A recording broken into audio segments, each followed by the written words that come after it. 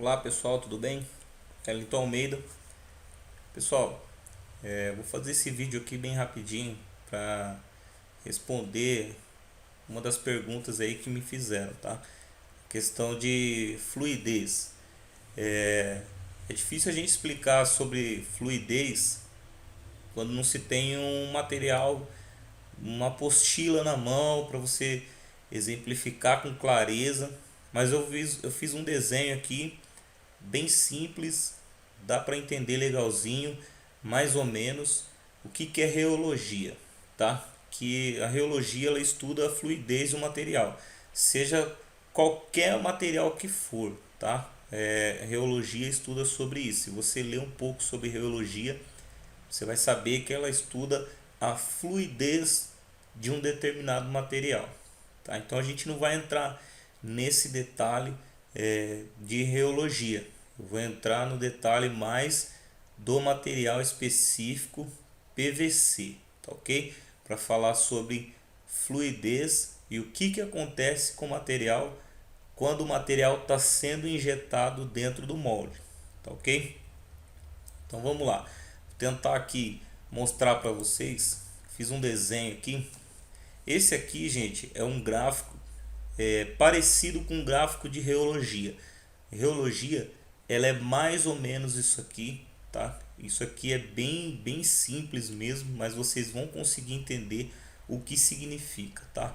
Aqui é o gráfico de tempo e essa linha vermelha representa o andamento do material dentro do fuso, tá? Do momento que ele começa a plastificar aqui, ó, desse momento aqui, ó, que ele cai aqui, aqui é o marco zero, aqui ele está granulado e aqui ele cai dentro da sua rosca, ele já começa a iniciar isso aqui, tá? Ele começa a iniciar aqui no zero. Então aqui ele está frio, está zerado e aqui a temperatura vai aumentando, tá vendo a setinha para cá? A temperatura vai aumentando, como você pode ver aqui, ó, no nosso desenho aqui. Zona 1 está com a temperatura menor, zona 2 um pouquinho maior, zona 3 já está bastante, já está no pico, vamos dizer assim, e a temperatura do bico acompanha essa temperatura aqui para o material fluir legalzinho, sair aqui dentro do molde aqui, ó, sair daqui já no material num ponto ideal, ponto certinho ideal, já bem classificado. Isso a gente chama de tempo de resistência, tá? O material PVC ele tem que ter o tempo certo de resistência dentro do cilindro. Então, se o seu material tiver um tempo maior do que o necessário, ele vai chegar aqui na ponta da rosca já num ponto de degradação. O que é isso? Ou seja, acima do que ele consegue trabalhar sem queima, sem amarelamento, sem queima, sem nada.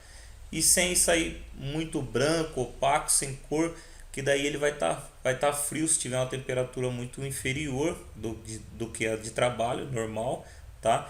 Então ele vai sair frio aqui. Então funciona mais ou menos assim, pessoal. O que acontece? A fluidez do material.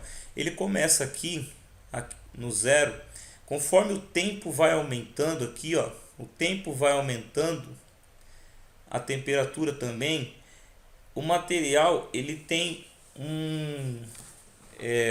como é que eu vou dizer a palavra? O material ele tem uma certa resistência ao calor. Passou dessa resistência, ele já passou do ponto ideal de trabalho, tá?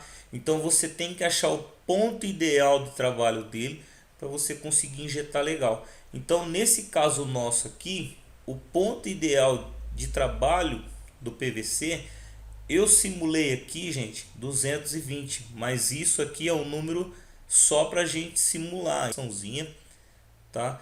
Isso aqui, o ponto tem material de PVC que degrada com muito menos temperatura do que isso aqui, tá? Que fique bem claro, tá? Isso aí. Então, só para a gente simular. Vamos supor que seu material ele sai do zero.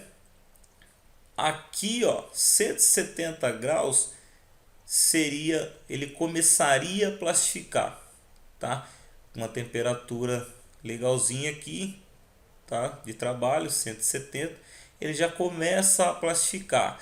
Com 180 ele fica bom, com 190 ele já está legal, já pode começar a trabalhar, e daqui para frente ele já vai começar a passar do ponto ideal.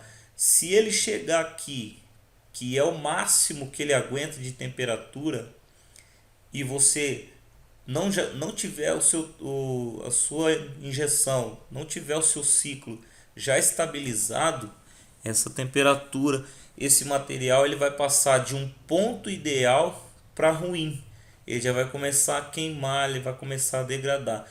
Por isso que é importantíssimo saber o ponto ideal de trabalho de cada material. Cada material tem um ponto exato de trabalho. Como é que eu sei qual é o ponto de trabalho ideal? Tá? Depende de quem prepara a sua matéria-prima. Tem pessoas que gostam de usar mais estabilizantes, tem pessoas que gostam de usar um pouco menos para economizar.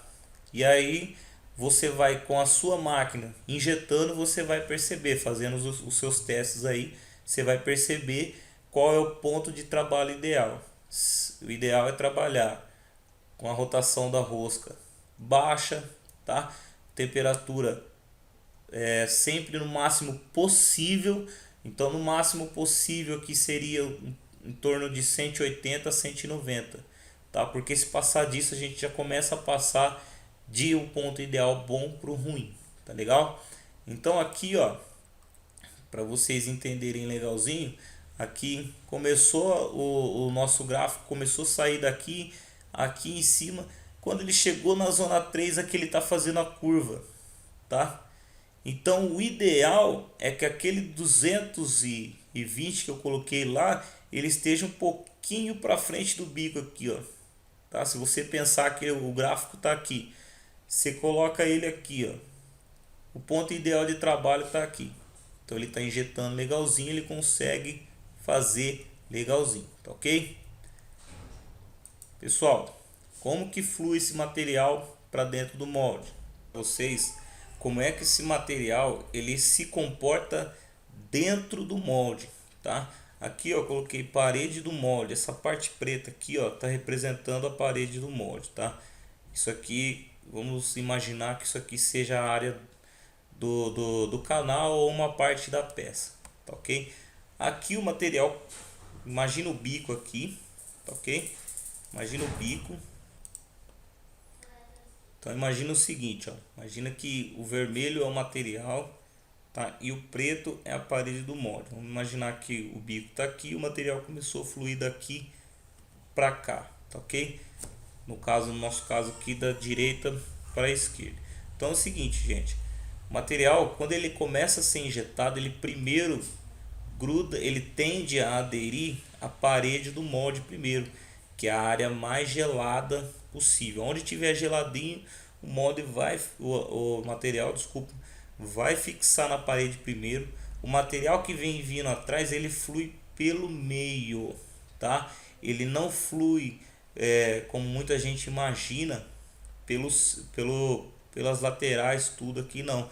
Ele vai aderindo aqui à parede do molde e o material que vem vindo atrás vai passando pelo centro, tá ok? É assim para a peça toda, é assim até ele ficar completinho, o material terminar de ser solidificado. Por que existe o tempo de recalque? Para que esse material após ser injetado, você coloca um tempo de recalque, que é um tempo que a máquina vai ficar segurando esse material lá dentro do molde, porque é o seguinte, esse material depois de injetado ele tende a retornar, ele tende a achar alívio, então ele tende a retornar um pouquinho. Então você segura no recalque ali o material lá dentro do molde, para que esse material ele esfrie e não retorne, a sua peça não fique rechupada, tá ok? Pessoal, espero que tenha dado para vocês entender um pouquinho aí do como que se comporta o material, temperatura ideal de material, tá? Então você vai usar isso para todo o material que você for utilizar na injetura. Então faça um teste, injeta o material com a temperatura de trabalho que você acha que é ideal, tenta subir ela o máximo que você conseguir. Ao começar um pouquinho de queima, você falou, opa, já começou a amarelar, começou a queimar, então a temperatura de trabalho ideal é mais baixa. Então esse é o máximo. Aí você vai definir o máximo, o mínimo e a temperatura ideal de trabalho fica no meio. Beleza? Obrigado, pessoal, pela atenção aí. Dá mais um joinha aí que isso motiva a gente a fazer mais vídeos, tá ok? Um abraço, até mais.